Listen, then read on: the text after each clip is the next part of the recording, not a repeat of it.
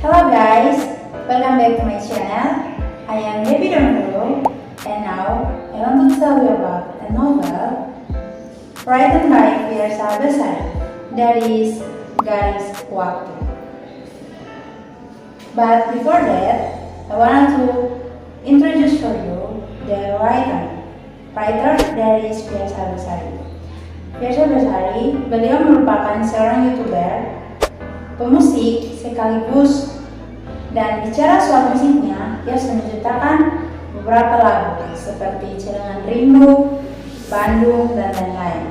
Bahkan novel Garis Waktu ini sudah dijadikan sebuah film, sehingga bisa dibilang kalau novel ini banyak sekali peminatnya, terkhususnya bagi kaum remaja. And in here, I want to tell you about a synopsis from this article.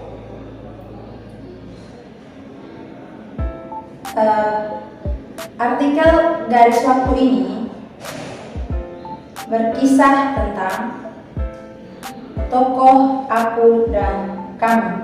Aku, yaitu Fiersa Besari. Di sini penulis memberi sudut pandang sebagai aku. Dan inilah sinopsisnya.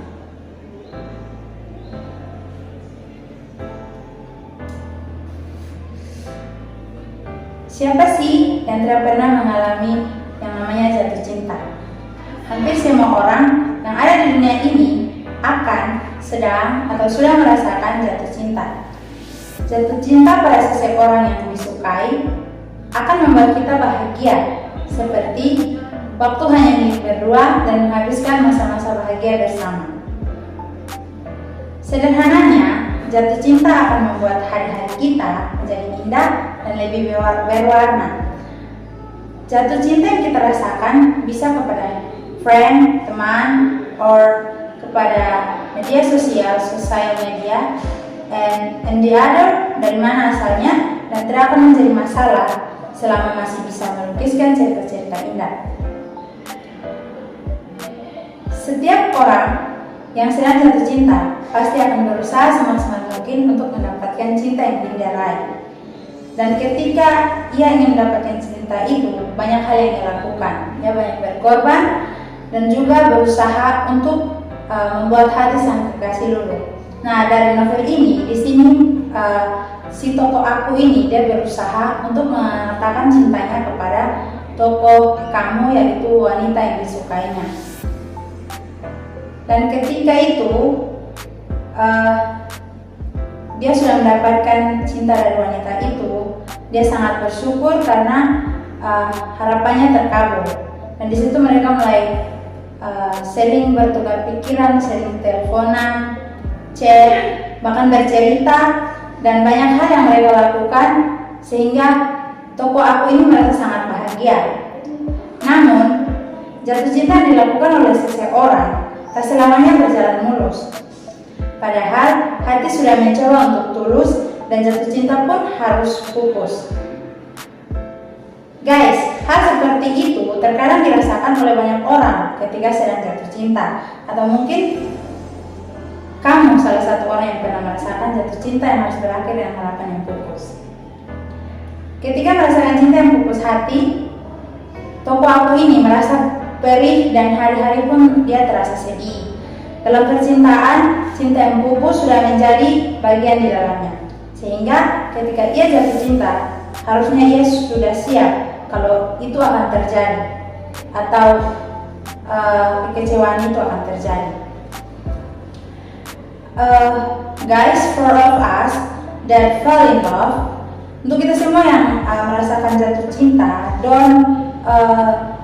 don't be happy for our getting, because apa yang kita dapatkan hari ini, ketika kita tidak mensyukurinya, maka itu semua akan terjadi dan semua akan menjadi penyesalan bagi kita. Di balik jatuh cinta yang harus pupus atau kandas, akan ada pelajaran hidup yang bisa kita petik. Dari novel ini, tokoh aku mengatakan bahwa ketika dia pupus dari jatuh cinta atau dia kecewa, jikalau dia hanya berlarut-larut dalam kesedihan, maka kehidupannya tidak akan berlanjut. dia harus bisa bangkit dari kesedihan yang ada. Dari situ dia merubah rasa cinta orang lain agar mencintai dirinya sendiri, mengikhlaskan kekasihnya untuk mencintai orang lain. Tetapi dia juga berpikir bahwa luka yang dia dapat sebagai pelajaran untuk dia belajar lebih giat lagi, lebih mempelajari hidupnya lagi. Mengikhlaskan wanita yang dia cintai untuk orang lain bukan berarti ia tidak bisa, tetapi ia lebih menghargai keputusan dari kekasihnya. Dan juga pastinya ada banyak sekali kita yang merasakan hal yang sama seperti yang toko aku rasakan. Nah, teman-teman semua, the reader on the webinar that watching this video, in here I want to describe for you the unsur intrinsik yang terkandung dalam novel ini. Yang pertama, tema di sini dalam novel ini bercerita tentang percintaan dan juga latarnya waktunya ada di siang, sore dan malam hari. Sedangkan setting sudut pandang, setting atau tempat, suasana, kadang bahagia, kadang sedih, dan juga alur jalan ceritanya menunjukkan alur maju. Terus untuk sudut pandangnya di sini penulis menggunakan sudut pandang orang pertama, yaitu dia terlibat dalam kisah itu, dan juga gaya bahasa yang digunakan gaya bahasa prosa, sehingga terkadang pembaca kurang paham, tetapi pembaca terbawa dalam apa yang mereka baca.